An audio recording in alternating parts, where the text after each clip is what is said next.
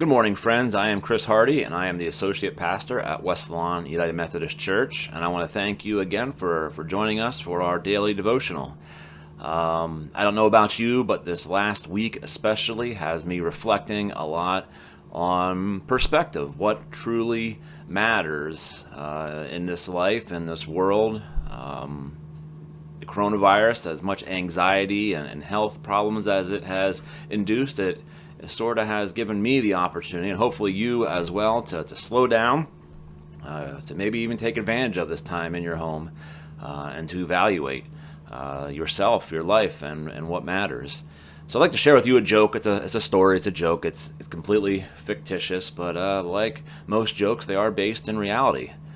So there was this guy who just bought a brand new car. We'll call it a Jaguar.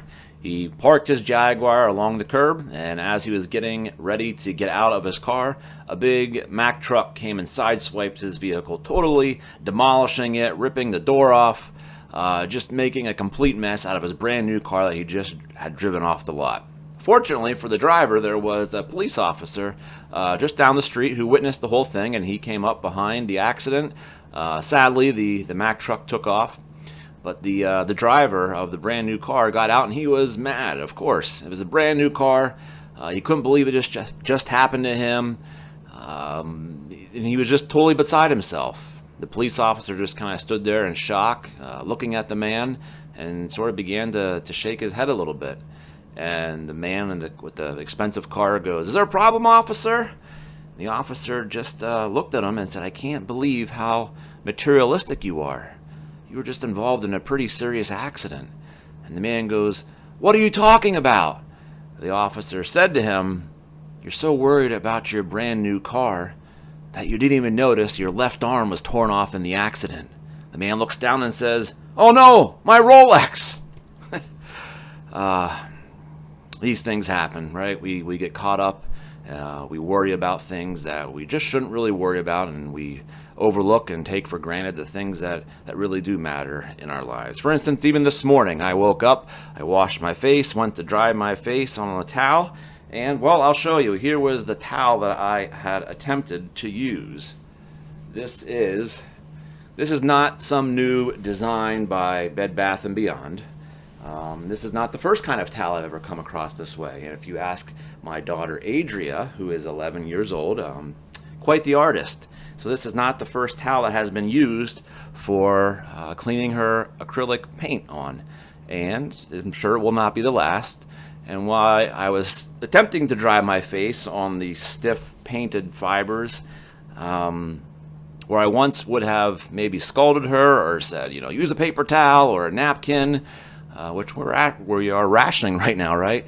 I paused. I stopped and said, you know what?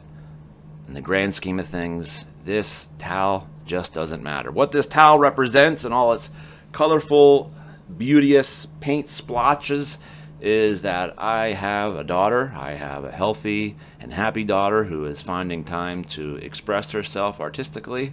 And quite frankly, this $5 towel that I probably picked up at Walmart just doesn't matter.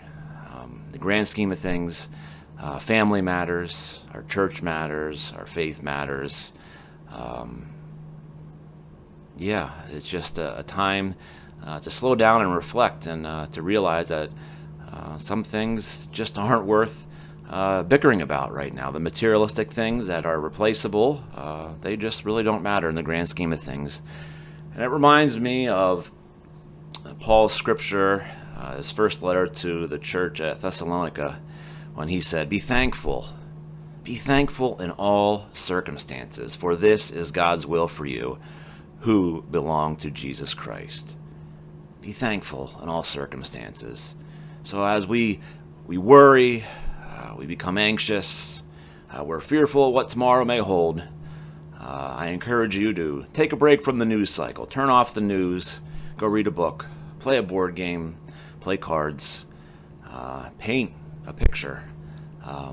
Just slow down, pump the brakes, and I encourage you to take stock of this last week, these last 2 weeks, and the weeks ahead that will hold us, and obviously into the future. I encourage you to look at life with a different perspective, and I hope that this opportunity, this pandemic, there will be good to come out of it. And I hope for each of us it is just truly realizing that we are thankful when we have our own health, we have our family, and we have the necessities of life. So I send that as my hope and prayer to you on this Wednesday morning. And until tomorrow, and until we meet again, may God be with you. Thank you.